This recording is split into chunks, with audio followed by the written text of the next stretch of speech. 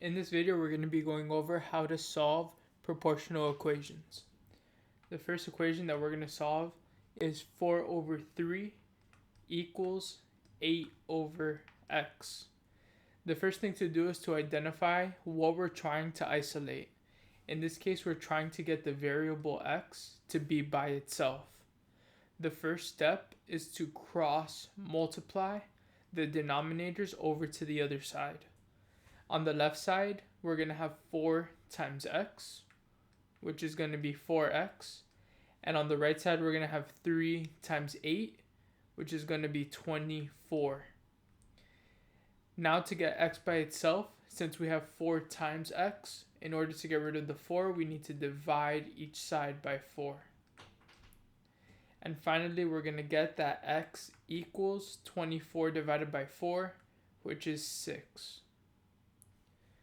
The next proportional equation that we have is 7 over b plus 5 equals 10 over 5.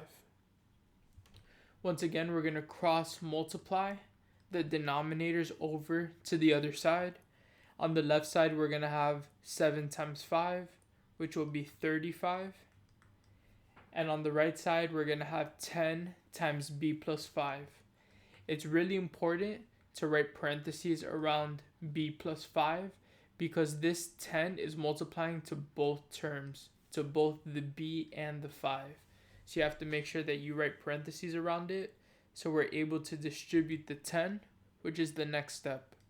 We're going to distribute the 10 to both the b and the 5, and we're going to end up with 35 equals 10b plus 50. To get 10b by itself, we need to get rid of this 50. We do that by subtracting 50 on both sides. 35 minus 50 is negative 15, which is equal to 10b. And to get b by itself, we can divide each side by 10. And finally, we'll get that b equals negative 15 over 10, or negative 3 over 2.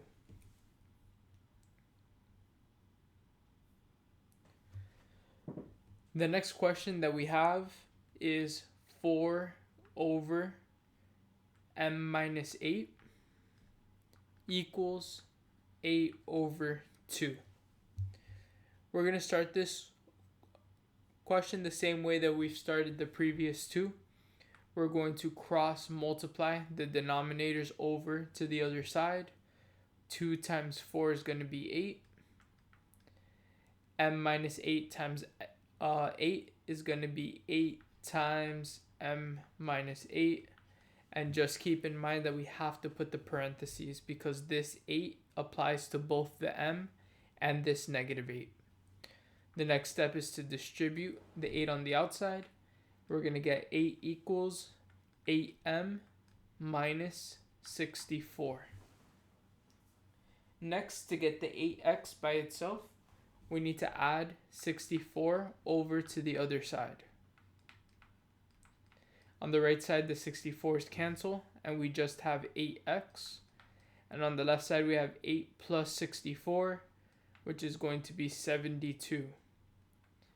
The last step here is going to be to divide 8 on each side, and finally we're left with x equals 9.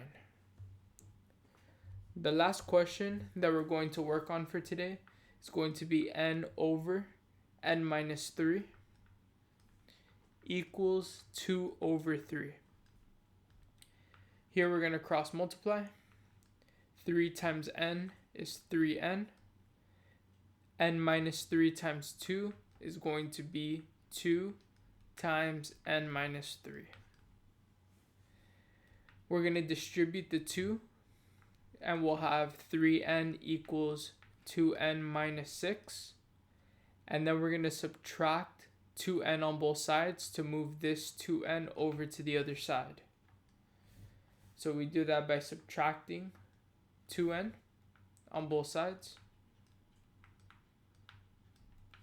On the left side, 3n minus 2n is just going to be n equals, on the right side 2n minus n is 0, minus 6 is just going to be negative 6.